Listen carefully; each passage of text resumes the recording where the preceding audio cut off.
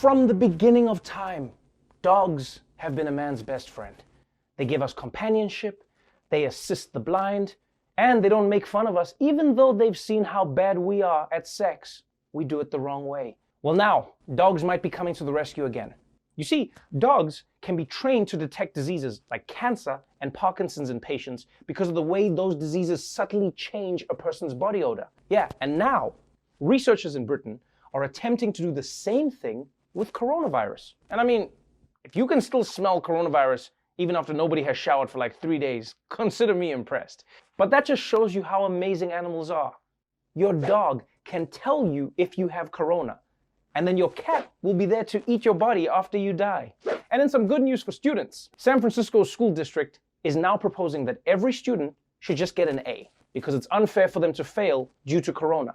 And I think this is a great idea because online learning is already such a challenge, right? 1, many students don't have broadband at home, and 2, it is harder for teachers to keep track of how their students are doing. And 3, sex ed is 100 times more awkward when your parents are sitting in the same room. Sorry, son, could you ask about the location of the clitoris again? I missed that part. Could you ask that again? In other news, while some schools in America might be throwing their hands up, schools in the UK just signed a big name, Sir David Attenborough. White people's Morgan Freeman, and the last thing a gazelle hears before being eaten by a lion.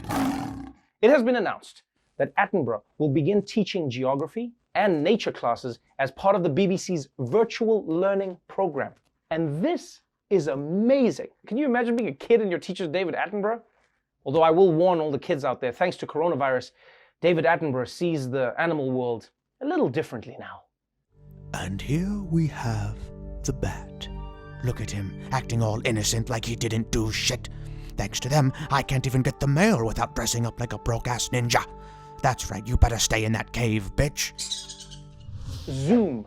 It's the popular video conferencing app and the reason why one corner of your house is so clean. And now, an animal sanctuary in California has announced a new service where they'll be renting out their animals to appear in your Zoom meetings. Yeah, you can pay anywhere from $65 to $100, and then you can have a goat, a llama, a cow, a pig, or a turkey make a surprise appearance on your Zoom call, which is all fun and games until the goat outperforms you in your meeting. I'm sorry to tell you, James, but Scruffy really had some great ideas and blew you out of the water, so you're fired. But on the real though, this is a really novel idea. Because I mean, usually the only animals we have on calls at our company is Craig from IT. Close your mouth when you eat, Craig. We can see you. It's a camera. Oh, a little advice though. If you are gonna Zoom with animals, please remember to be sensitive to your new coworkers because otherwise things could get really awkward. So to sum up, great job all around, team. I think we're gonna land the Henderson account. You excuse me real quick. I'm gonna take a quick bite of my burger. Wow. Wow, really? What? You're just gonna eat that burger right in front of me? That's my bad. I'm so sorry. I'm so sorry about that.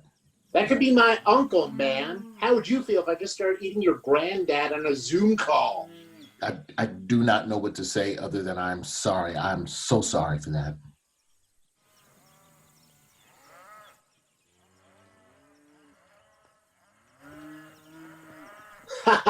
Man, I'm just playing with it. It's cool. I eat a burger every now and then, too. Oh, you had me going, man, for a second. I thought, wait, you what? I love cows. Now, insulting animals isn't the only thing you can do online these days. Andrew Cuomo, the only governor in America who can pull off a tracksuit, has signed an executive order allowing New York couples to get their marriage licenses online. And he's authorized clerks to perform wedding ceremonies over video. Now look, if you ask me, I don't think any one of us should be making any big life decisions during quarantine, okay? No one. Your concept of love is totally skewed right now. You can trust me on this. I spent most of last week in a relationship with a bottle of Purell. I mean, think about it. You're locked up with one person for so long, you're probably gonna forget other people exist. Yeah, you'll be like, you're the best guy in the world, let's get married. And then you're gonna take one walk and you'll be like, what have I done? Basically, any marriage during quarantine should have the same store policy as Best Buy. If I'm not happy with the product after 3 months, I can return it or at least make an exchange. All right, and finally, A heartwarming story out of Massachusetts. A chain of hospitals there has started a new tradition called a Code Rocky. And what that means is whenever a patient is discharged after being successfully treated for COVID-19, all available staff reports to the lobby and they applaud the patient while they play them the theme song from the Rocky movies. And I don't care what anyone says, this is so great. Can you imagine they play the Rocky music? You know, it's such an inspirational tune when you're getting out of the hospital, getting back into life. And then I'm assuming when you get your bill, they play you the theme from Jaws. How much? You gotta be careful with that music though, because that Rocky music really gets people going. I mean, what if you play it for the patient and it ends up pumping up the coronavirus instead? I was about to throw in the towel, but that music makes me believe I can do it. It's time for the second wave. Pa-pa-pa. Today is day 37 of us staying at home to try and prevent the spread of the coronavirus. And not only is it day 37, today is also Earth Day. Yes, the day when we celebrate one of the top planets humans have ever lived on. And you know, honestly, you gotta admit, man, Earth is having the best Earth Day ever. Because ever since coronavirus locked all of us in our homes, animals have been roaming free, the smog has cleared from the sky, the waters of Venice are blue again. Basically, as bad as coronavirus has been for humans, it's been amazing for the Earth. In fact, I don't want to be a conspiracy theorist, but isn't Wuhan a part of the Earth? Ikea, the perfect place to buy furniture that's cheap, but looks cheap.